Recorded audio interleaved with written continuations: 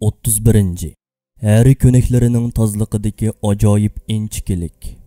Her bir könekde taxminen 10 ming bilan 80 ming orasida harilar yaşaydı. Bir yerda yaşagan her sanının shunchavala ko'p bo'lishiga qaramay, ularning ichidagi kam kutsiz ish taqsimoti va intizomchanlik natijasida könekdagi ishlar hech qachon oqsab qolmaydi va könek ichida hech qanday qalaymaqonchilikmo chiqmaydi. Könek ichidagi ish taqsimotlaridan biri könek tozaliqidir. Tozaliqchi kishi hasal harilari, g'o'zaklardan ayrilgan harilar tashlab ketgan pochilarni, könek ichida o'lib ketgan harilarni va shuningga o'xshagan ko'plagan yot moddalarni ittirgan peti könekning sirtiga chiqarib tashlaydi. Undaqda könekdan chiqarilmaydigan darajada cho'ng moddalarga duch kelganda ular qandoq qiladi? Shundoq. Ba'zida könekdan chiqarilmaydigan darajada cho'ng pochilar bo'lishi mumkin. Bundaq ahvollarda bu pochilar bakteriya ishlab chiqarib, könekdagi harilarning sog'lomligiga tahdid elib kelishi mumkin. Bizga cho'ng bir mushkulchilikda ko'ringan bu ahvol aslida harilarga nisbatan hech qancha mushkulchilik emas. Harilar yaratilish tabiatida bor bo'lgan iqtidorlari bilan könekdan chiqarib tashlayolmaydigan bundaq cho'ng parchalarni propolis ismlik bir ximiyalik modda bilan o'raydi. Propolisning eng cho'ng alohidaligi bakteriya yo'qotishdir. Undaqda harilar bu propolis degan moddani nadin topadi? Oldi bilan bir qism daraxtlarning shilimshiq bixlaridan osti jog'larini ishqa silib, devirqoy deyiladigan moddalarni sumiradi. Ondan devirqoyga eg'izidan chiqqan shulgaylarini o'rlashtirib, propolis ishlab chiqaradi. Ondan ishlab chiqargan bu propolisni orqa putlaridagi alohida xaltalarga qochilab, könekka to'shiydi. Könekka ilib kelgan bu propolislar orqali könekdan chiqarilmagan cho'ng jismlarni o'rab, uni bakteriya bo'lmagan ziyonsiz bir modda holatiga keltiradi.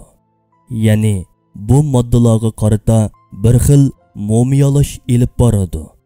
Endi bu faoliyatga munosabatlik Munu savollar haqida o'ylanib, birlikda javob topishga tirishaylik. O'zimiz yashayotgan muhitni pokiza tutish ba'zida aql egisi bo'lgan biz insonlarning muvaffaqiyatli hal qilinmagan bir ishi turib, bu kichik hasharotlar bu ishni bundoq mukammal inchkilik va prinsipchanlik bilan qandoq qila oladi? Könekda necha 10 xil ishlar turib, o'z oralarida ishlarni qandoq taqsim qiladi? Her kim o'zining vazifasini qandoq bilalaydi? Kim qaysi harining qaysi vazifani o'rinday oladiganligini bilib, har biriga o'ziga loyiq vazifa topshiradi. Halbuki insonlar odatdagi guruh faoliyatlaridami ko'p hollarda o'zlariga topshirilgan vazifalarga rozi bo'lmay, chatoq chiqarib turgan yerda aql ne'matiga noil bo'lolmagan bu hasharotlar bundoq mukammal guruh faoliyatlarini va bundoq moslashishchanlikni qandoq ishga oshiradi? Ular bundoq kasbiy tozalik va mumiyalash ishlarini kimdan o'rgangan?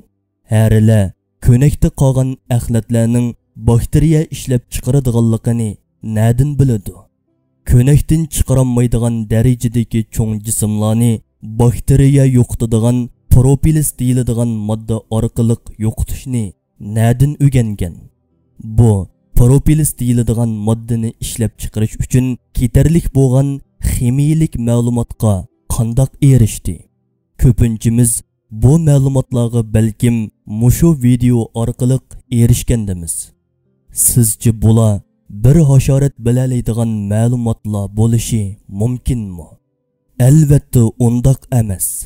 Harilar aql ham ong talab qiladigan bundoq favqulodda ish harakatlarning egisi bo'lolmaydi. Parvardigorimiz hasal harisiga ilhom qiladiganligini uqtirgan oyatning ruhiga asosan ular o'zlarini yaratgan Allohning ilhomi bilan harakat qiladigan ajoyib jonliqlardir.